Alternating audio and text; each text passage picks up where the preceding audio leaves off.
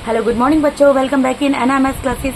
बेटा मैं आपको आज इस वीडियो में DAV class 8 maths chapter number 4 direct and inverse variation इसका इंट्रोडक्शन कराने जा रही हूँ। तो चलिए देखते हैं इंट्रोडक्शन में क्या है। सबसे पहले हमारा टॉपिक है टाइप्स ऑफ वेरिएशन। वेरिएशन क्या होता है बेटा? Variation basically up and down होते हैं, ठीक है। अब variation is of two types. Variation दो तरीके का होता है, एक होता है डायरेक्ट वेरिएशन, एक होता है इनवर्स वेरिएशन। इन्हीं के बेसिस पे आपको क्वेश्चंस आएंगे आपकी वर्कशीट्स में, ठीक है। तो सबसे पहले हम पढ़ते हैं डायरेक्ट वेरिएशन। डायरेक्ट वेरिएशन क्या होता है? First of all you should know what is the differences between direct variation and inverse variation. इन दोनों में क्या डिफरेंस है और उनकी क्या डेफिनेशन है। डायरेक्ट वेरिएशन क्या होता है बेटा? If two quantities are related in such a way that an increase in one quantity results in a corresponding increases in the other and vice versa, then such a variation is called direct variation. ये तो हो गई theory की बात जो कि यहाँ पर लिखा है और मैंने आपको जस्ट रीड करके बता दिया। अब इसका मतलब क्या है? इसका मतलब ये है बेटा, जैसे सपोज कीजिए हम कोई दो क्वांटिटी लेते हैं, ठीक है। कोई दो क्वांटिटी ले ली और वो इस तरीके से एक दूसरे से रिलेटेड होती हैं कि अगर एक की क्वांटिटी बढ़ेगी तो दूसरे उसका रिजल्ट ये होगा कि दूसरे की क्वांटिटी भी बढ़ जाएगी, ठीक है। इस तरीके से होगा। इसका मतलब क्या? देखिए बेटा, आपके बुक में कुछ एग्जाम्पल है, उससे मैं आपको इस चीज को क्लियर कर देती हूँ। जैसे आपका ये चैप्टर है जो इसमें डायरेक्ट एंड इनवर्स वेरिएशन, इसके इंट्रोडक्शन में यहाँ पर क्या चीज बोली, मैं आपको क्या बोलना चाह रही हूँ। यहाँ पर जैसे कि इसने सिचुएशन दी है, ठीक है। जैसे फर्स्ट सिचुएशन क्या दी है? 2 litres of milk is consumed by 4 members of a family. यानी कि 2 लीटर जब दूध खरीदते हैं तो एक फैमिली में 4 मेंबर्स हैं, ठीक है। वो 4 मेंबर्स इस 2 लीटर मिल्क को एक दिन में कंज्यूम कर लेते हैं, यानी खपत कर लेते हैं, ठीक है। Here 3 litres of milk is consume by 6 members of family.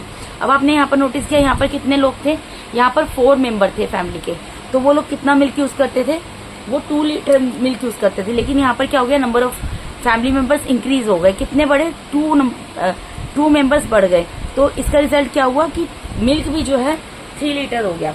क्योंकि 4 मेंबर्स पे अगर 2 लीटर मिल्क आता था तो 6 मेंबर पे कितना आएगा? ऑब्वियसली 3 लीटर आएगा।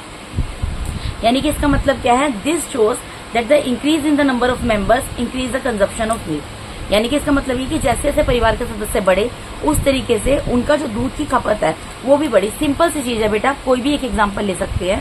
यहाँ पे मिल्क का एग्जांपल लिया है, आप खुद सोच कर देखो कि अगर 4 लोग जो हैं वो 2 लीटर दूध को पी लेते हैं, 2 लीटर दूध वो एक दिन में किसी भी रूप में यूज करें, बेशक वो चाय बनाए, कॉफी बनाए या दूध को दूध के तरीके से पिए या जो भी करें, वॉटएवर, ठीक है। लेकिन अब 4 लोगों के लिए 2 लीटर दूध होता था तो 6 लोगों के लिए तो 2 लीटर दूध पूरा नहीं पड़ेगा।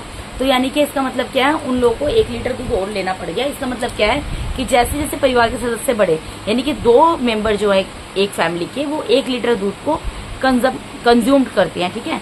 जैसे जैसे number of family members increase होंगे वैसे वैसे कंज्यूम्ड करेंगे वो दूध को भी, उतना ही लीटर दूध उन्हें एक्स्ट्रा लेना पड़ेगा। इसका मतलब ये निकलता है।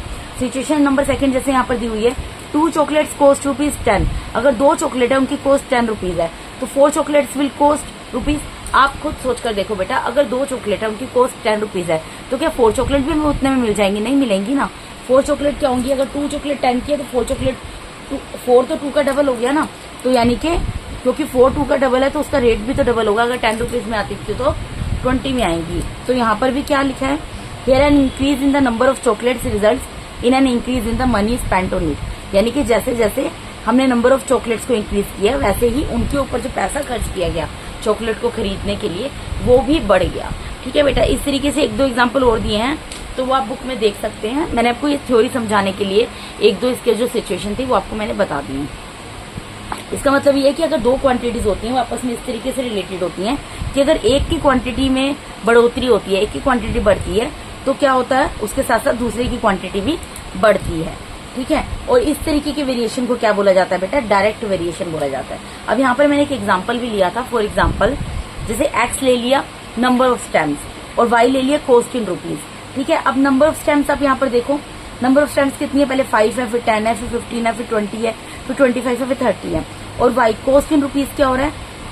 10, 20, 30। आप यहाँ पर एक चीज देखो, जैसे जैसे यहाँ पर नंबर ऑफ स्टैम्प्स बढ़ रही हैं वैसे वैसे यहाँ पर क्या हो रहा है? कॉस्ट भी इंक्रीज हो रही है, ठीक है। आपको मैं क्वेश्चंस में बहुत अच्छी ट्रिक बताऊंगी जिससे आप पहचान पाएंगे। क्योंकि देखिए क्वेश्चन में तो इस तरीके से नहीं दिया होगा ना कि ये डायरेक्ट वेरिएशन का क्वेश्चन है, ये इनवर्स वेरिएशन का क्वेश्चन है। आपको खुद ही उनको डिफरेंशिएट करना पड़ेगा कि कौन सा क्वेश्चन किस चीज का है, तो उसको किस तरीके से आप लोकेट कर सकते हैं किस तरीके से आप फाइंड आउट कर सकते हैं कि कौन सा क्वेश्चन किस चीज का है, वो भी मैं आपको तरीका बता दूंगी। ठीक है बेटा, अभी आप इस चीज को समझो। आप यहाँ पर क्या देख रहे हैं कि जैसे जैसे नंबर ऑफ स्टैम्प्स इंक्रीज हो रहे हैं वैसे वैसे कॉस्ट इन रुपीज भी इंक्रीज हो गया, क्योंकि ऑब्वियसली अगर आपने 5 स्टैम्प्स खरीदी थी तो आपने 10 रुपीज दिए, लेकिन अगर आप 10 स्टैम्प्स खरीदेंगे तो उससे ज्यादा पैसे देने पड़ेंगे, अगर 15 खरीदेंगे तो उससे भी ज्यादा देने पड़ेंगे।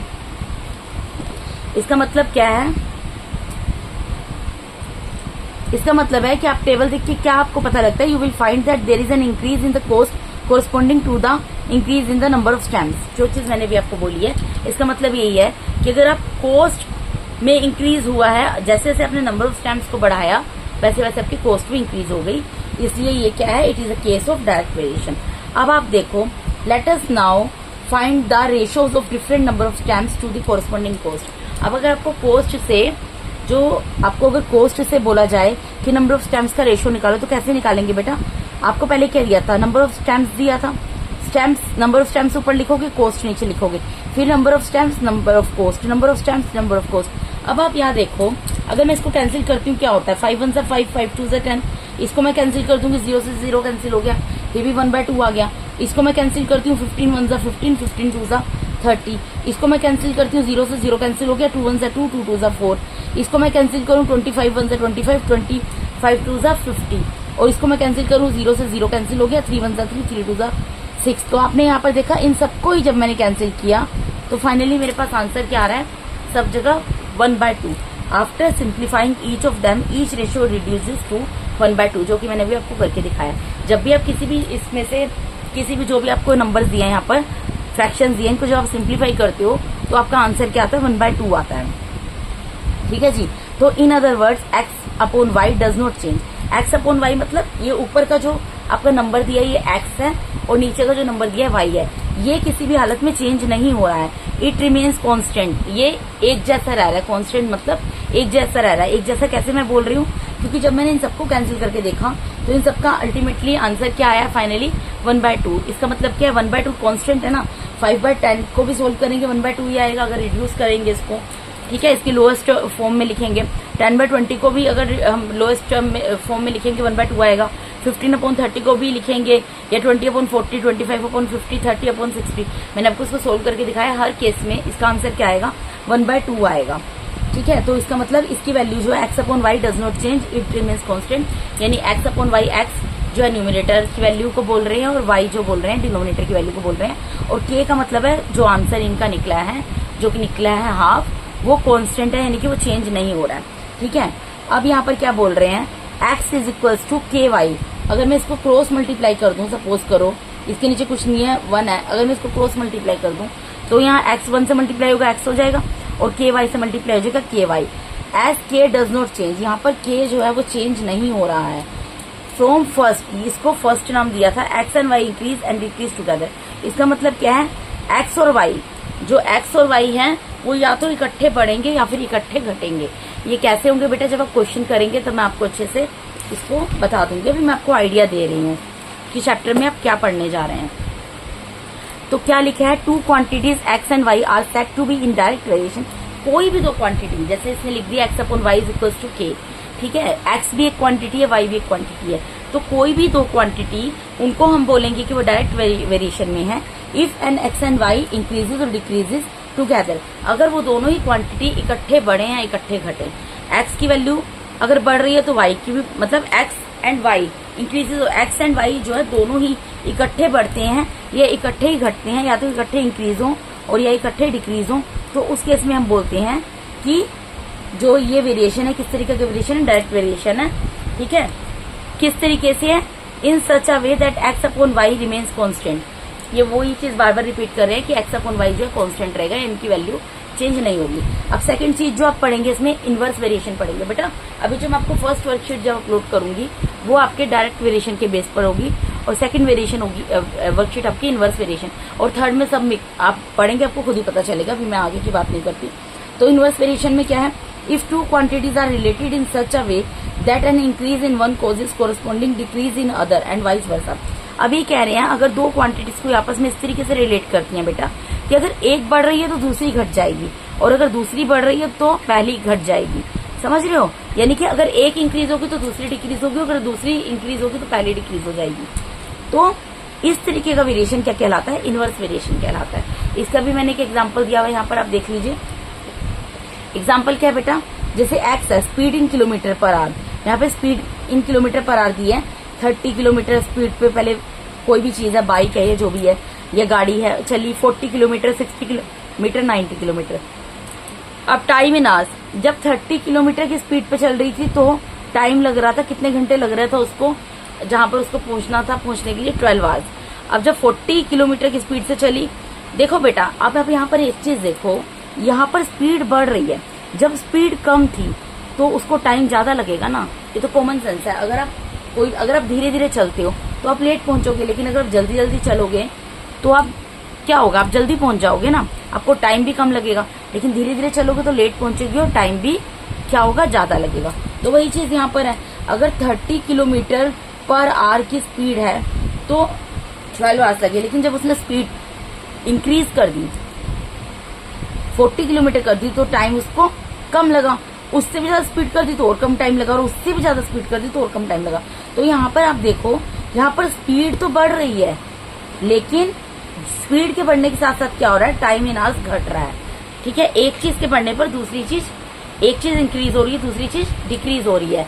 तो from the table given it is clear that as the speed of car increases, time taken to cover the same distance decreases, और वाइस वर्सा। ये कार की बात हो रही है, तो यहाँ पर हम देख सकते हैं कि जब जो स्पीड थी, ठीक है, जो स्पीड थी कार की वो इंक्रीज हुई, तो टाइम जो था डिस्टेंस को कवर करने में वो कम लगा, यानी कि वो घट गया।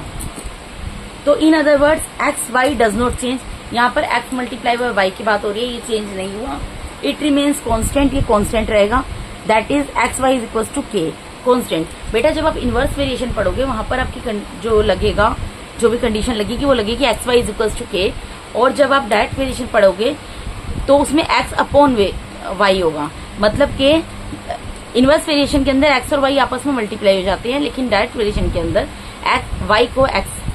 एक्स को वाई से डिवाइड किया जाता है, और इन दोनों की वैल्यू से कांस्टेंट रहती हैं।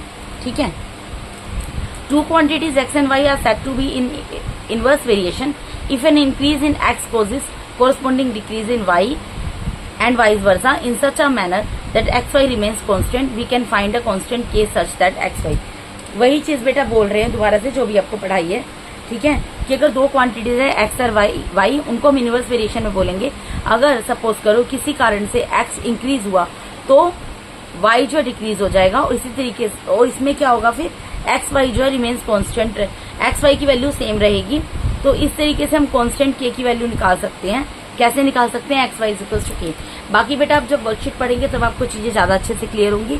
इसका मैंने भी आपको थोड़ा सा इसमें इंट्रोडक्शन कराया है, सिर्फ आइडिया देने के लिए कि इसमें क्या आप पढ़ने जा रहे हैं। इसमें आप वेरिएशन पढ़ेंगे, और दो तरीके का वेरिएशन पढ़ेंगे, direct variation and inverse variation, ठीक है, और उनको किस तरीके से फाइंड आउट किया जाता है, हल्का फुल्का मैंने आपको इसमें आइडिया दिया है। बाकी जब मैं आपको वर्कशीट कराऊंगी तो उसमें आपको अच्छे से ये चीजें क्लियर हो जाएंगी। ठीक है बेटा, तो अगर आप मेरे चैनल पे नए हैं तो काइंडली मेरे चैनल को सब्सक्राइब कीजिए। अगर आपको मेरा टीचिंग मेथड अच्छा लगता है तो मेरे वीडियोस को ज्यादा से ज्यादा लाइक कीजिए, अपने फ्रेंड्स के साथ शेयर कीजिए। अगर आपने अभी तक बेल आइकन को प्रेस नहीं किया है तो काइंडली बेल आइकन को प्रेस कर दीजिए, ताकि मेरे आने वाली वीडियोस का नोटिफिकेशन आप लोग को टाइम टू टाइम मिलता रहे। And thank you so much once again for watching my YouTube videos बेटर। Thank you so much, God bless all of you.